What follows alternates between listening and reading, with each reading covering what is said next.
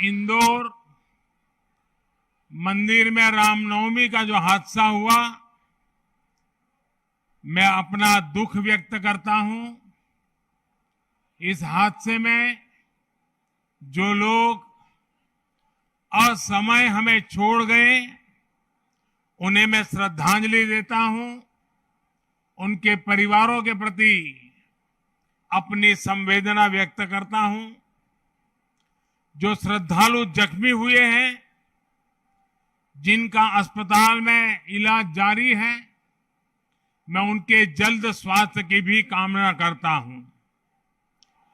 साथियों, आज एमपी को अपनी पहली वंदे भारत एक्सप्रेस ट्रेन मिली है। वंदे भारत एक्सप्रेस से भोपाल और दिल्ली के बीच का सफर और तेज हो जाएगा। ये ट्रेन प्रोफेशनल्स के लिए, नौजवानों के लिए, कारोबारियों के लिए नई सुविधा लेकर के आएगी। साथियों, ये आयोजन जिस आधुनिक और भव्य रानी कमलापति स्टेशन पर हो रहा है, उसका लोकार्पण करने का सौभाग्य भी आप सबने मुझे दिया था। आज मुझे यहीं से दिल्ली के लिए भारत की आधुनिकतम वंदे भारत ट्रेन को रवाना करने का आपने अवसर दिया है। रेलवे के इतिहास में कभी बहुत कम ऐसा हुआ होगा कि एक ही स्टेशन पर इतने कम अंतराल में किसी प्रधानमंत्री का दोबारा आना हुआ हो।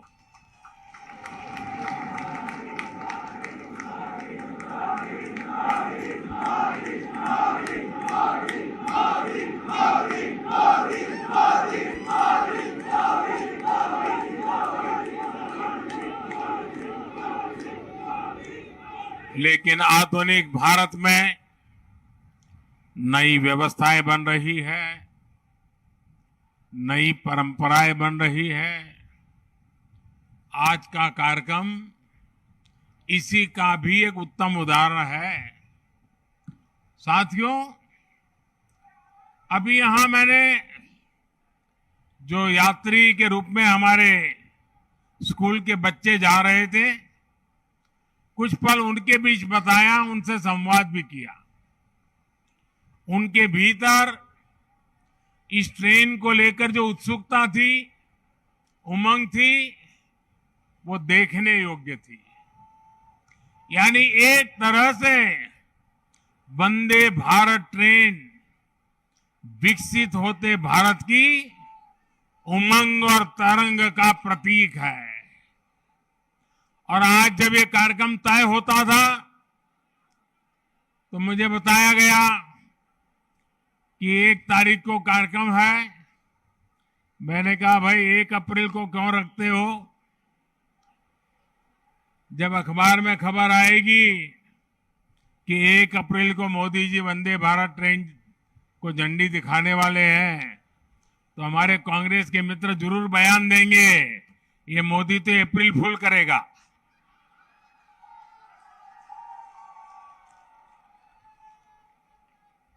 लेकिन आप देखते हैं 1 अप्रैल को ही ये ट्रेन चल पड़ी है। साथियों, ये हमारे कौशल, हमारे सामर्थ्य, हमारे आत्मविश्वास का भी प्रतीक है। और भोपाल आने वाली ये ट्रेन तो पर्यटन को सबसे ज्यादा मदद करने वाली है। इससे सांची स्तूप, भीमबेटका, भोजपुर और उदयगिरी गुफा जैसे पर्यटन स्थलों में आवाजाही और बढ़ने वाली है। और आपको पता है कि पर्यटन बढ़ता है तो रोजगार के अनेक अवसर बढ़ने लग जाते हैं, लोगों की आय भी बढ़ती है। यानी ये वंदे भारत लोगों की आय बढ़ाने का भी माध्यम बनेगी, क्षेत्र के विकास का माध्यम भी बनेगी। साथियों, 21वीं सदी का भारत अब नई सोच, नए अप्रोच के साथ काम कर रहा है। पहले की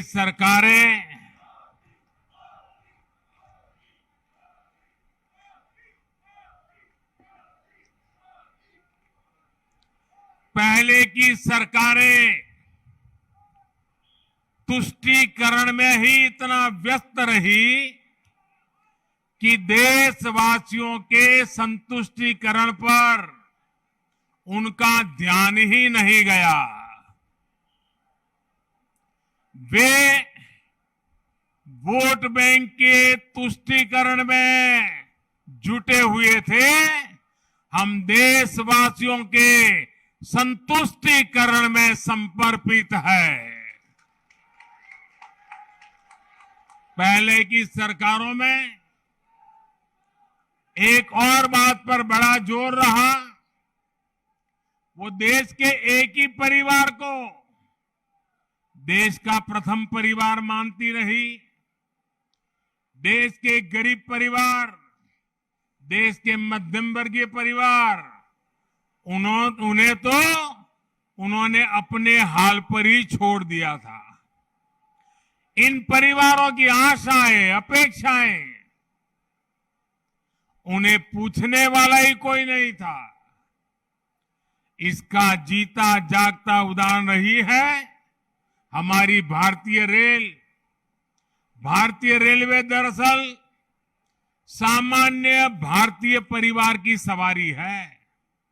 माता, पिता, बच्चे, दादा, दादी, नाना, नानी, सबको इकट्ठे जाना हो तो दशकों से लोगों का सबसे बड़ा साधन रेल रही है। क्या सामान्य भारतीय परिवार की इस सवारी को समय के साथ आधुनिक नहीं किया जाना चाहिए था? क्या रेलवे को ऐसे ही बदहाल छोड़ देना सही था? साथियों, आजादी के बाद भारत को एक बनाया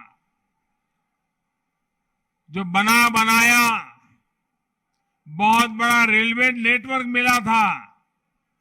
तब की सरकारें चाहती तो बहुत तेजी से रेलवे को आधुनिक बना सकती थी, लेकिन राजनीतिक स्वार्थ के लिए, लोक लुभावन वादों के लिए रेलवे के विकास को ही बलि चढ़ा दिया गया। हाल तो ये थी कि आजादी के इतने दशकों बाद भी हमारे नॉर्थ ईस्ट के राज्य ट्रेन से नहीं जुड़े थे।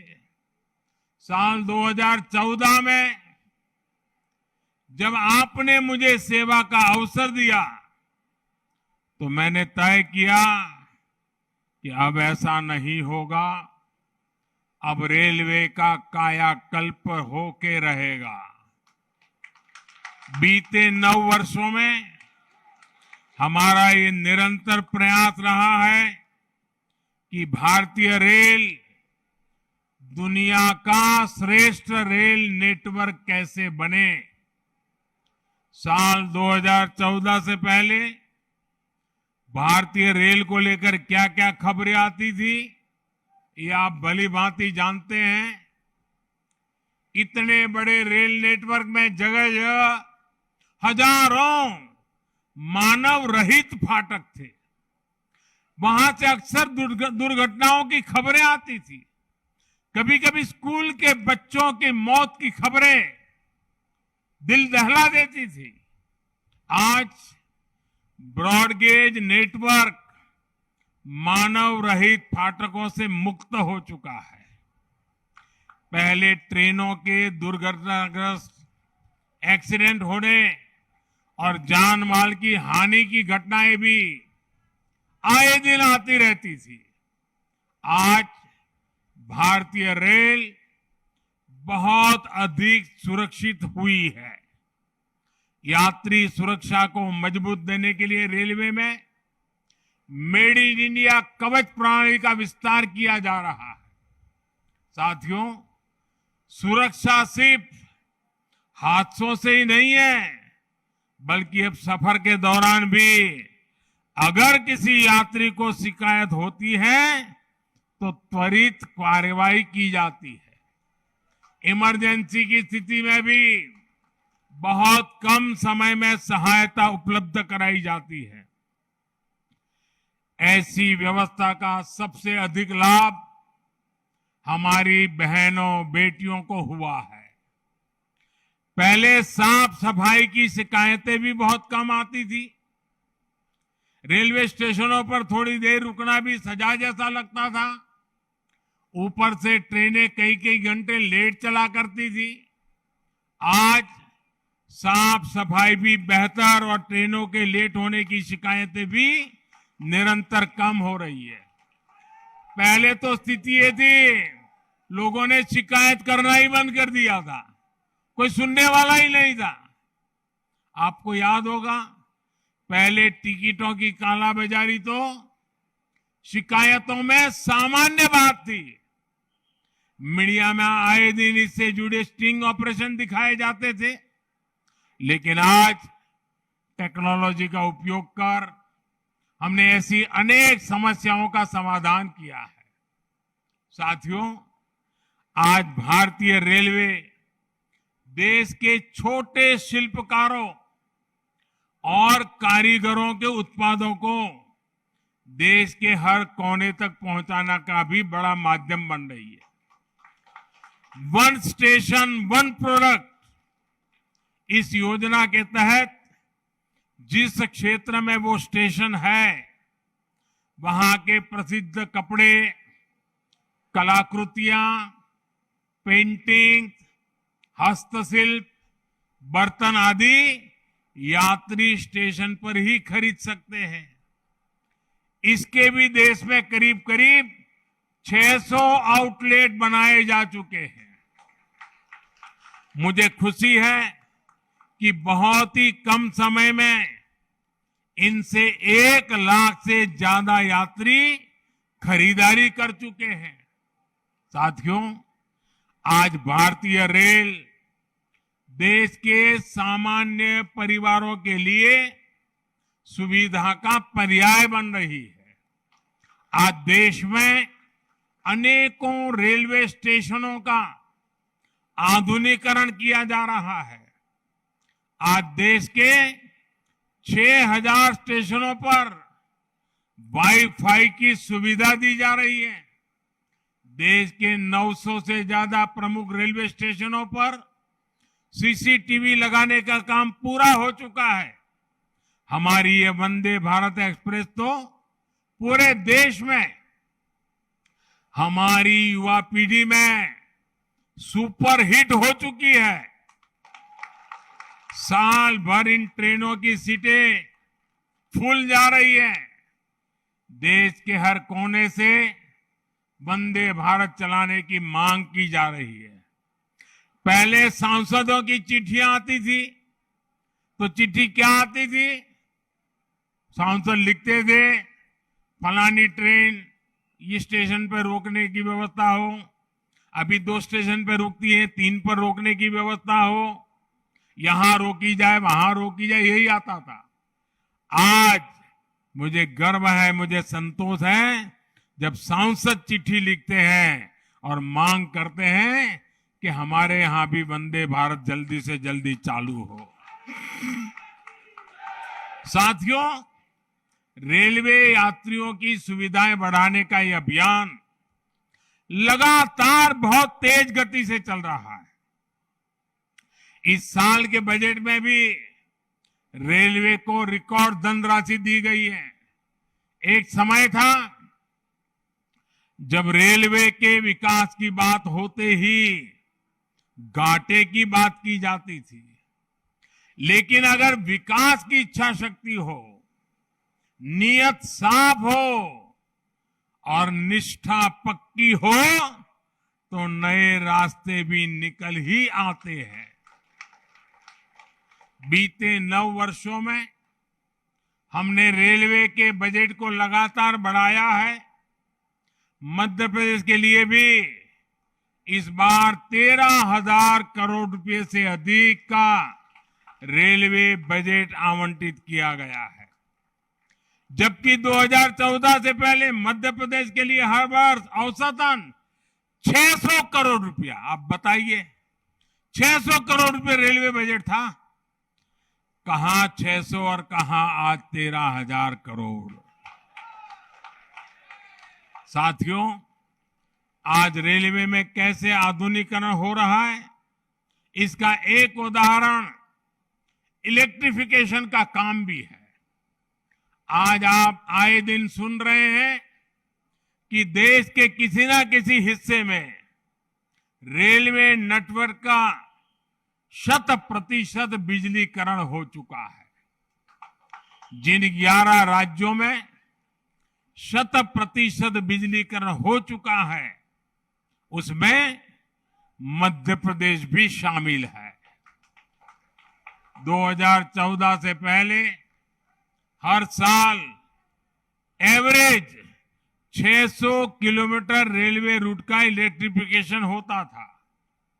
अब हर साल औसतन 6,000 किलोमीटर का इलेक्ट्रिफिकेशन हो रहा है। ये है हमारी सरकार के काम करने की रफ्तार। साथियों, मुझे खुशी है मध्य प्रदेश आज पुराने दिनों को पीछे छोड़ चुका है। अब मध्य प्रदेश निरंतर विकास की नई गाथा लिख रहा है। खेती हो या फिर उद्योग, आज एमपी का सामर्थ्य भारत के सामर्थ्य को विस्तार दे रहा है। विकास के जिन पैमानों पर कभी मध्य प्रदेश को बीमारू कहा जाता था, उनमें से अधिकतर में एमपी का प्रदर्शन प्रशंसनीय है। आज एमपी गरीबों के घर बनाने में अग्रणी राज्यों में है। हर घर जल पहुंचाने के लिए भी मध्य प्रदेश अच्छा काम कर रहा है। गेहूं सहित अनेक फसलों के उत्पादन में भी हमारे मध्य प्रदेश के किसान नए रिकॉर्ड बना रहे हैं। उद्योगों के मामले में भी अब ये राज्य निरंतर नए कीर्तिमानों की तरफ बढ़ रहा है। इन सब प्रयासों से यहां युवाओं के लिए अनंत अवसरों की संभावनाएं भी बन रही है। साथियों, देश में विकास के लिए हो रहे इन प्रयासों के बीच आप सभी देशवासियों को एक और बात की ओर भी ध्यान खिंचवाना चाहता हूं। हमारे देश में कुछ लोग हैं जो 2014 के बाद से ही ये ठान कर बैठे हैं और पब्लिकली बोले भी हैं, और उन्होंने अपना संकल्प घोषित किया है। क्या किया है? उन्होंने अपना संकल्प घोषित किया है, हम मोदी की छवि को धूमिल करके रहेंगे।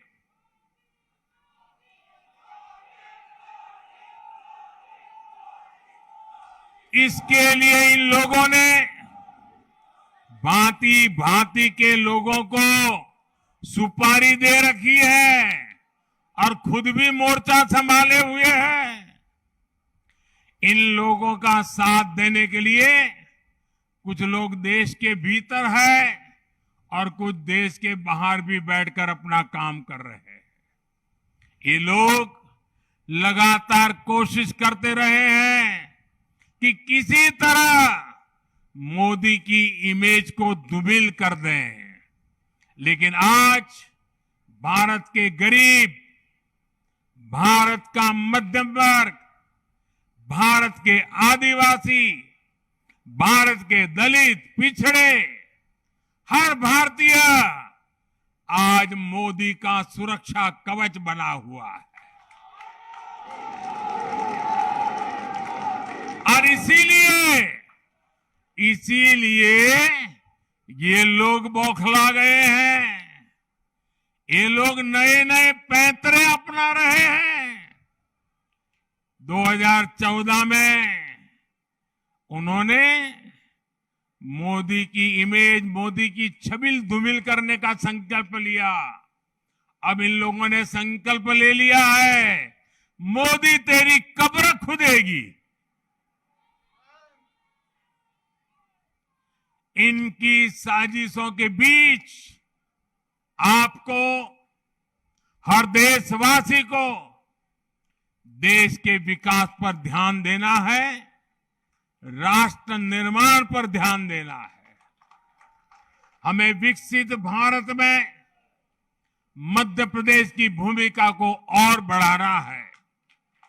ये नई वंदे भारत एक्सप्रेस इसी संकल्प का ही एक हिस्सा है।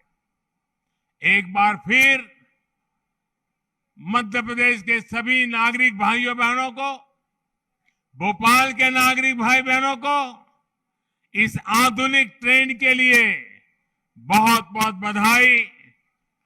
हम सभी का सफर मंगलमय हो, यही शुभकामना के साथ बहुत बहुत धन्यवाद।